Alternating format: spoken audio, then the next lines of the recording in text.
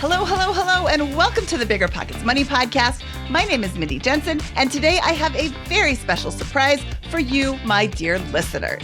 Today, we're going to share another episode from a YouTube series I host that features stories about life after financial independence. Today, we're featuring Economy Conference founder Diania Merriam's story. What if you could retire early, working just 4 hours a week? Well, Coast Fire achiever Diania Merriam is doing just that. But how did Diania come up with enough money to leave her job? The answer is surprising. She didn't have millions of dollars in the bank to live off forever. Thankfully, she didn't need it. And neither do you to retire early. Today, we will find out how she did it. This segment is sponsored by BAM Capital, your path to generational wealth with premier real estate opportunities. See why over 1,000 investors have invested with BAM Capital at biggerpockets.com/BAM. That's biggerpockets.com/BAM.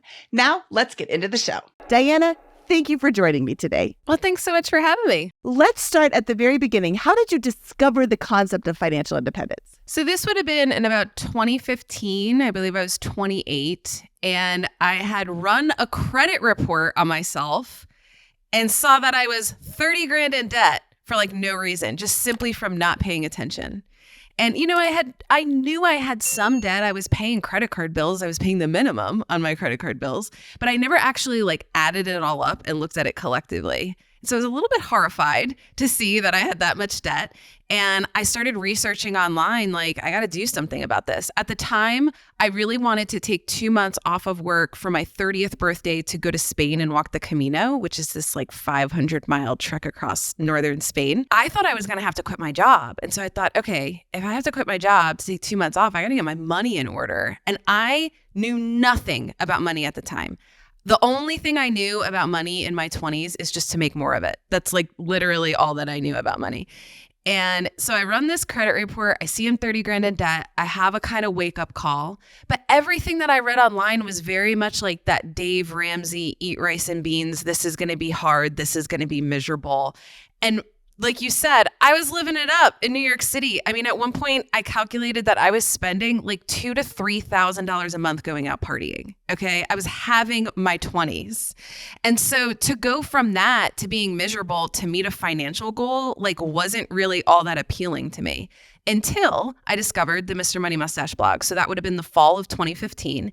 And that blog to me was this refreshing punch in the face because it really helped me realize that I was wasting my privilege.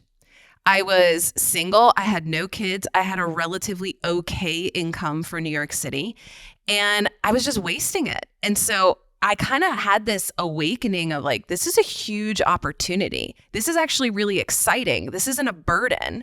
This is exciting. And so I ended up doing a hard left. I got out of that 30 grand of debt in 11 months. And then I started saving and investing 60% of my income from there.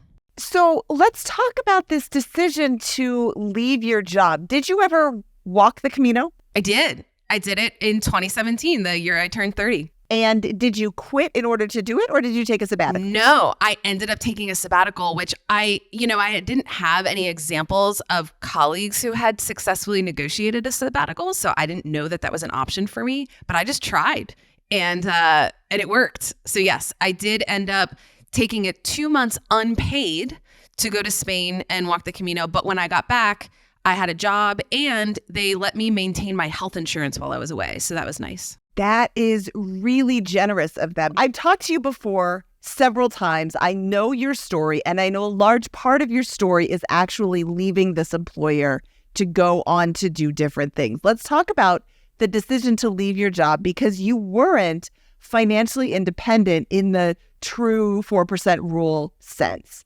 How did you decide to leave the security of the W-2?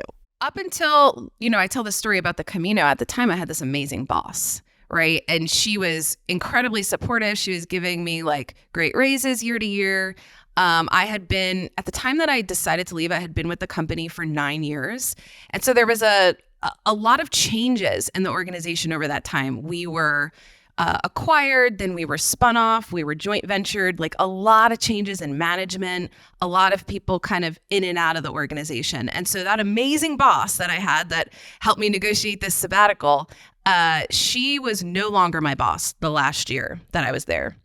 And so I got this new boss and it was like the party was over. You know, I had felt like all the things that people complain about work environments, I had never really experienced it. I had great flexibility. I had a great boss. And it was like all of a sudden the party was over with this new one. And so, you know, this all collided around the time of like Black Lives Matter, the Me Too movement. There was a lot of talk about diversity and inclusion. And, you know, I'm getting pulled into all these meetings because at the time I ended up being the only woman on my team. It wasn't always that way. We were originally a female-founded and run organization with 5 offices around the world. But then when we were acquired, it very slowly turned into a boys' club, like kind of right under my nose. I just woke up one day and I was like, oh, I'm the only woman on my team. How did that happen? And so I'm getting pulled into these meetings of like, hey, Diana, what do you think about diversity and inclusion as the only woman on the team? And it's like, well, what I think is it's about pay parity. Like if you actually really care about this issue, then why am I one of the highest performers on the team and yet I'm one of the lowest paid? Like I was the lowest paid person on the team. And so I said, if you really care about this issue, just like bring my pay in line with my male colleagues. And so I ended up doing my own market research, right? Because that's what they always say they're going to do when you ask for a raise. Well, we're going to do research on, you know, what you should be paid and what our competitors are doing supposedly. And so I did my own research. I went to our top 6 competitors. I was a salesperson. I made my clients $50 million over the time that I was with the company. And so I had really good, like hard numbers to go and, you know, quantify my performance. And so I go to my top competitors. They said I was at least 50 grand underpaid. And so I brought that information to my employer. I'm a salesperson, right? I made a pitch for raising my pay and I was told no. And the response, which you've read my exit letter, Mindy, you know, the response was shocking to say the least, shocking. And so I decided, I looked at my money. And I was not financially independent at the time, but I decided I have too much money to tolerate. And so I left, you know, and I feel that way about a lot of people in the FIRE movement.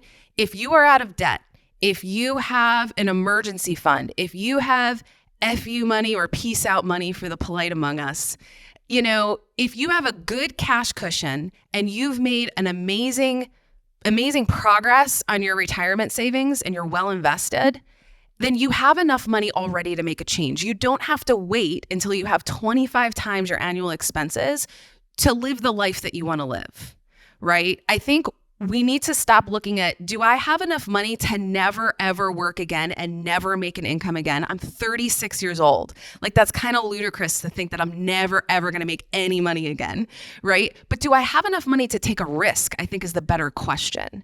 And I looked at my money and determined that I did. There were some calculators that I used to determine that I was at Coast FI status. I have a lot of friends in the FI community that sat there and went through my spreadsheets with me and went through my numbers with me and were like, you got to do this. You got to take a bet on yourself and get out of this toxic environment. And that was 3 years ago. And I have absolutely no regrets. I will say this though. There's a lot of fear around that decision. I am not immune to that kind of fear. And I didn't tell myself that I was retiring when I quit my job 3 years ago. What I told myself I was doing is I was taking a year break to explore self-employment. And I said, if I couldn't replace my income within a year, I would go and find another job. I have never replaced my income. And I still am living to tell the tale. So, you know, sometimes you need a little mental gymnastics to get yourself to push yourself to do something that you actually want to do. But I will say that my money is not what was holding me back, you know, and I think for a lot of people that could be the case. You might already have enough money. You just need maybe a little bit more bravery and imagination. Okay, so one of the biggest questions that I get just being in the FI community, that I get from having the podcast, that I get from, you know, just being here in general, is how am I going to handle health insurance after I leave traditional employment? So how do you handle the biggest expense you're going to have This seems to be such a hurdle for Americans whose health insurance is essentially tied to their job. What do you do for health insurance and how much does it cost you?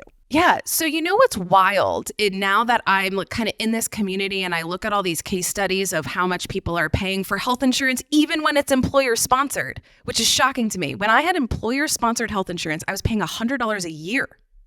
And now I look at case studies. Yeah. Now I look at case studies of people paying hundreds of dollars a month for employer-sponsored health insurance. Like, how is that a benefit that your employer's covering if you're paying hundreds of dollars a month anyway? So I am now paying $360 a month for my health insurance that I buy off of the exchange. And because like last year, for example, my income was so low that I paid my premiums because I didn't know where my income was going to be. That's kind of the fluctuation of, when you're just doing little side jobs and, now working 4 hours a week, making very little money. So my income was so low that I ended up getting all of those premiums back at tax time.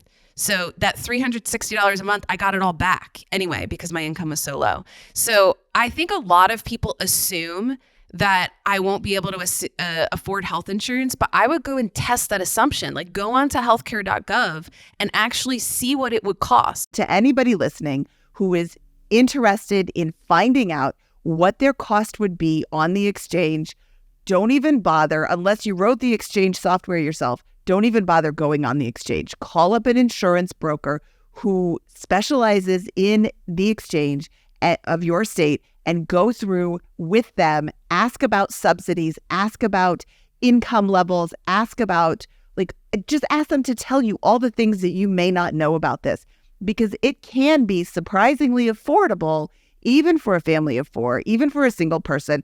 Diana gets all of her premiums back. I get some subsidies because my income is at a state where I qualify for some subsidies. We've gotten over the hurdle of insurance, the big scary question that everybody has. Let's look at another thing that you said. You said, my income was so low that I got back all of my insurance premiums. If your income is so low, how are you staying off of food stamps and, Medicaid and all of these horrible things, I'm making in air quotes, all of these horrible things that will happen if you quit your job before you're financially independent? So the good thing about being kind of, I guess you could call me, I say I'm retired because I think that's a nicer way than saying that I'm unemployed. Right? I mean, the reality is I'm unemployed, but I'm not worried about money. And I ended my corporate career. So retirement is like an ending. I say I retired from my corporate career. But I don't think retirement is about not working. I think it's about separating your finances from your work. Right? And the good thing about being unemployed, self-employed, however you want to phrase it, is that you have the ability to kind of control your income. And so I make like $1,200 a month from podcasting. That's my 4 hours a week that I work. And then last year, what was it? The last time I did my taxes was for 2022. So my economy conference, which is a business that I have, the tax code favors business owners. So I would recommend for anyone, when you retire at any age, create a hobby business, right? Because all of a sudden, all of your personal expenses become business expenses. And it's a great way to control income, right? So that health insurance would be covered by the business if I did owe anything that year that I got it all back. But it's like my phone is a business expense. My computer is a business expense. A lot of the travel that I do, because I love this community so much, when I go to a Camp Fi, that's something that I would want to do with my time anyway. Now it's a business expense, right? And so all of those expenses basically artificially lower your income to a point where for me, it got too low. It got too low. So then what I did is I did a Roth conversion to bring it up to about, I don't know, I think my taxable income was like 22 grand the year that I got it all back. So it was, you kind of control it through Roth conversions so that it's high enough where you're not thrown into Medicaid, but it's low enough where you get all the subsidies for health insurance, but also that you're paying the lowest amount of tax on that Roth conversion, right? Because you want to convert up to, that threshold where you're not bumped into the next tax bracket. So I work with a CPA. to help me figure that out. And it's just a fun little mathematical exercise on controlling income by leveraging, my investments through a Roth conversion, but also my hobby business. Okay, I was going to say most of your expenses can be considered business expenses. Most of your personal expenses can be considered business expenses. However, this is not tax advice. And if you are looking to create a hobby business, you should absolutely hire a CPA who can help you, who specializes in small business, who can help you decipher what is and is not a legitimate expense, because you don't want to be claiming everything and then all of a sudden the IRS comes back and slaps you across the face with big fines, which they will do because they definitely want their money. However, there are a lot of business expenses that are personal expenses that happen to also be business expenses, like your phone. Yes, you're taking business calls on it, but does that mean that your mom can't call you on the phone? No, your mom can still call you on the phone. You can still call your mom. And I have a bookkeeper and a CPA that very much monitor that I'm making legitimate deductions. So don't think I'm cheating the system. But the reality is the tax code favors business owners. What are some things that you have had to give up now that you don't have a traditional job? Well, realizing how much I love working with other people, like I think about some of my colleagues who were just so smart and talented, and we did work together that we were really proud of, and so that's why I like to say that retirement is not about not working. It's about separating your finances from your work. And that was a big learning curve for me. And now that I don't feel a lot of financial pressure to work has become just an excuse to have relationships with other people. A lot of my decisions around what I'm going to do with my time or what I'm going to do for quote unquote work is like, do I want to work with that person? Do I want to create something with them? And it took me a while to kind of make that shift from being so focused on, productivity and getting things done and doing a good job to like, actually the stakes are pretty low. And none of that really matters anymore. The thing that matters most is my health and relationships. And being able to create what I want to see in the world is actually a huge privilege. So that was a big mindset shift for me. And what have you been able to keep in your life, even though you don't have a W-2 anymore? Oh my gosh. I feel like I gained so much. Just the time and resources to do what I want to do. To have ultimate flexibility and full autonomy over my time is an incredible gift and a privilege. And I don't take it lightly. I think I'm in an extremely fortunate position. And so I don't want to waste this opportunity, I feel like I'm so young. I'm 36, I'm turning 37 in a couple months, and it's like, I feel like I've got a world of opportunity in front of me that I don't want to waste. And so yeah, it's, what was I able to maintain? I think I figured out how to right size the level of work in my life that isn't going to burn me out. And so I still work, I just don't make money, really. I mean, $1,200 a month, I'm very much underemployed if you consider me employed. Yeah, I think I've been able to maintain a level of productivity and contribution to society that isn't going to burn me out. I think this community, and I would categorize myself this way too. I was so overly focused and fixated on the financial goal. And it was almost like the point of all of it went right over my head, right? Money is a tool that you can use to create a life focused on what matters. Money itself does not matter at all. It's this like dispassionate, impersonal tool. And we put it up on a pedestal and think that, oh, if I reach this financial goal, all of a sudden I'm going to give myself permission to start living differently. And that's not how it works, right? More money is not going to alleviate your fears. Because the thing is that money is an external circumstance, right? Your peace of mind and contentment is an internal dynamic. right? And I think we exaggerate how much our external affects our internal. Like what we're actually searching for, it's an inside job. And I think we're asking our money to do way more emotional lifting than it's capable of doing. And so that's why I like to say that I think retirement is a really optimistic act. It's rooted in abundance because you need to be able to get over your fears and recognize that more money is not going to alleviate those fears, right? And so, but the interesting dynamic for me is that the pursuit of FI is rooted in scarcity, right? Financial planning in general is rooted in scarcity. We're saying, how much money is enough? What if this happens? What if that happens? It's like the whole exercise is rooted in fear. And then all of a sudden we're going to hit a financial goal and feel abundant? No, that's a state of mind, right? That is something that you need to cultivate in the way that you behave every day. That's not a flip of a switch when you reach 25 times your annual expenses. I could not agree more. I want to underline everything you just said. That is absolutely fantastic, Diana. So everything you just said is a huge takeaway. Everything that you've said this whole video is a huge takeaway. What would be the biggest FI takeaway you want our audience to really internalize if this is the first FI video they've ever watched? I would entertain the idea that what if you already have enough money and what you're actually lacking is imagination and bravery?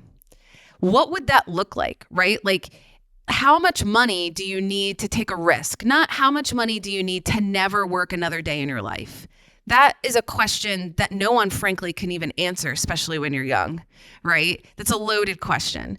But I think the better question to actually get you to create a lifestyle that you don't need to retire from is, how much money do I need to take a risk? And it might be a lot lower than your FI number, right? Like, it's crazy to me to think about when I didn't know anything about money. In my mid-20s, I remember saying to myself, if I could just save 20 grand, I would quit my job and travel the world. Because in my mind, 20 grand was like this unbelievable number. Now it's not. But back then it was like, it was a mindset of like, if I just had a little bit of money, I could take a risk, And I would encourage FI people who are the most resourced, wealthy people I know. I'm surrounded by millionaires who just look at their net worth and all they feel is fear. And I think it's madness. So I would encourage anyone watching this, look at your money and consider if maybe you already have enough.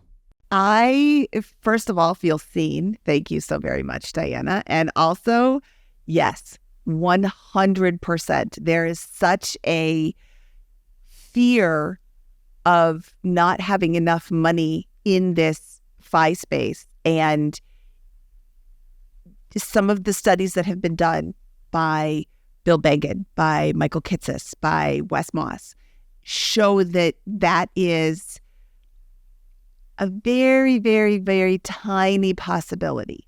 We've got something like 96% chance of success and 4% chance of failure.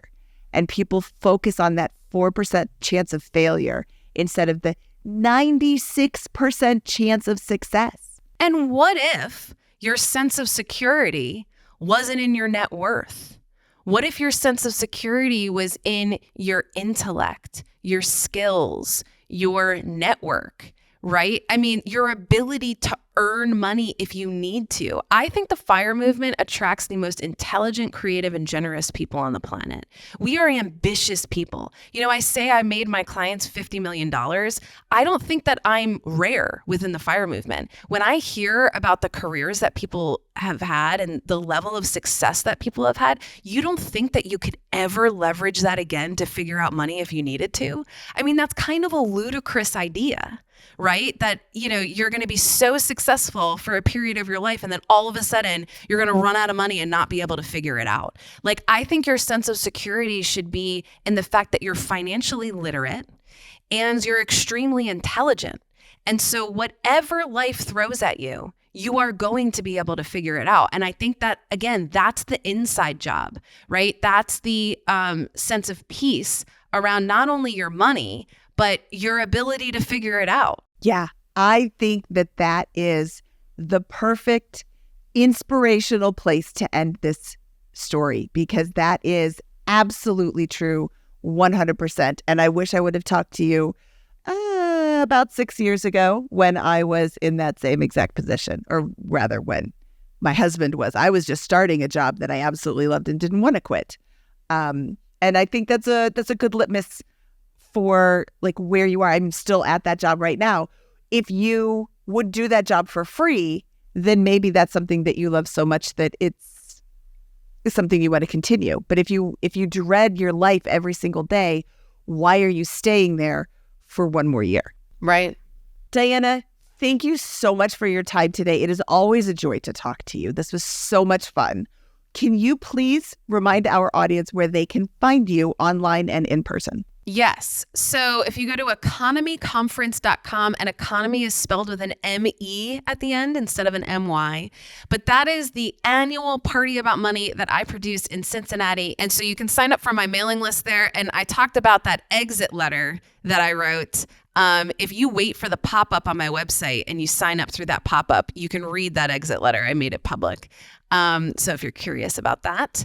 And then you can also listen to me every single day of the week on Optimal Finance Daily. This is a narration style podcast where I read you an article from a personal finance blogger, and I offer you about 300 words of commentary in 10 minutes or less every single day. All right. Huge thanks to Diania for sharing her story with us. That wraps up this episode of the BiggerPockets Money Podcast. Just a quick note, if you're listening today, Friday, Economy Conference tickets go on sale. So go to economyconference.com. That's ECONOME conference.com to get your tickets. All right.